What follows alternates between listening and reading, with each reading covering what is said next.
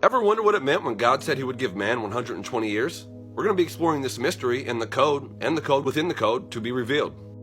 Also, Jubilee, numerology, astrological ages, and the mystery of the Sphinx Babylonian Lamassu Tetramorph connection. Some say 120 years is the lifespan of man that God gave. Perhaps.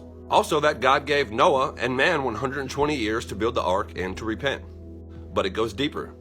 But first, to reveal this fascinating mystery, you have to know what the Jubilee is, the concept of it, and the Jubilee cycle, which we're briefly just going to give you the basics of. Reflecting the 7 days of creation, the 7th year would be a Jubilee year, the 49th would be 7 times 7, a super Jubilee year, and the 50th would be the year it was celebrated, 50, the ultimate Jubilee. Jubilee is the resting and the forgiveness, and also the pattern of the Sabbath or Shabbat, the rest. This also ties in with the 7-day theory. 1 day with the Lord is like 1,000 years. 6,000 years of the Adamic storyline, with the 1,000 years being the millennial reign, the Sabbath at the end. So back to this 120 and the Lord's mysterious relationship with time. What if he was only counting the Jubilees? Every 50 years, the ultimate sign of forgiveness, the Jubilee. What would 120 times 50 be?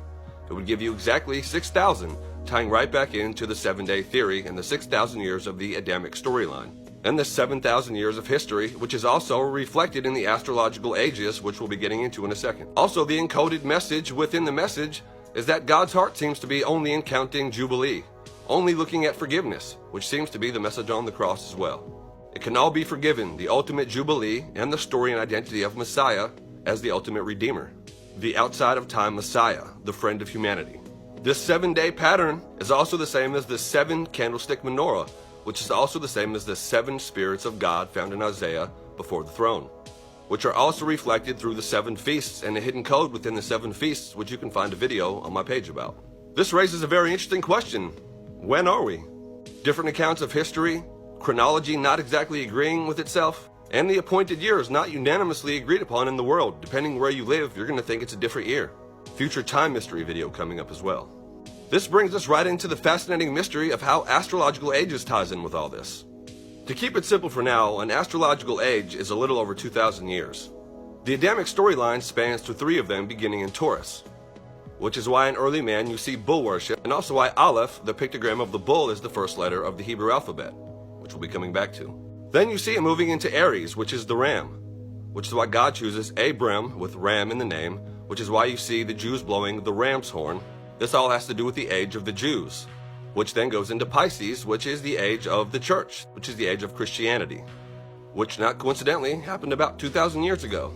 And this moves us right about to where we are now, entering the age of Aquarius, the man with the jug of the water, which Jesus has a cryptic verse that I went in about on a recent video. Check it out. If you're interested more in the Adamic storyline or the journey from bull to man, check out my video that has Hyperborea and the Mazzaroth wheel in the thumbnail. Is this all a copy or what? By the way, the 4 cardinal points of the Mazzaroth or the zodiac wheel is the Tetramorph, is the 4 living creatures around the throne of God: man, eagle, lion, and ox. Throne guardians, which are also Sphinx, Babylonian Lamassu, and other lion, eagle, ox-man hybrids found all over the world, all tying into one thing. Also on one of the 4 cardinal points, Scorpio the scorpion is replaced by Aquila the eagle after being defeated by it, which also ties in with the story of the Mazzaroth, which we'll be getting more into in the future. Speaking of the Sphinx, it all ties in with the stars and the story God put in there, and even the Sphinx tells you to start with Virgo, the virgin, and to end with Leo, the lion, the returning, redeeming conqueror, the lion. Found all over the world, this Sphinx Babylonian Lamassu, winged lion or bull with a man face combo. The Tetramorph also ties in with the cherubim, which God also rides. Different frames of references for the same thing. Sphinxes all over the world, including the ever-expanding mysterious southwest of the United States. Check out these Egyptian figures that you can clearly see details, including headrests in Utah in the Grand Canyon. Or the Sedona Sphinx, Vishnu Temple or Isis Temple in the Grand Canyon, which are clearly old remnants of sphinxes, and also clearly something not taught. Some things obviously may be pareidolia, but definitely not all of the evidence. Signs and secret messages from the past, about the heavens, about the stars, about where we come from and where we're going, about things still being revealed. We're going to be exploring more mysterious symbols as well in the future, including Sumerian Babylonian, Egyptian, Japan, ancient China, the ancient Middle East, and more.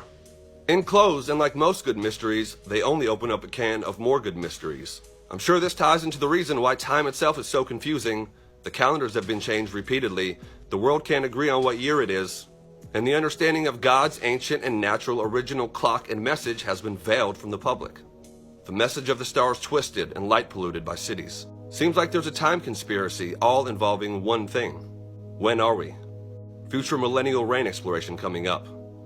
Either way, no matter when we are, it all has meaning, and you're here for a reason. Stick around. See you next time on The Savage Truth.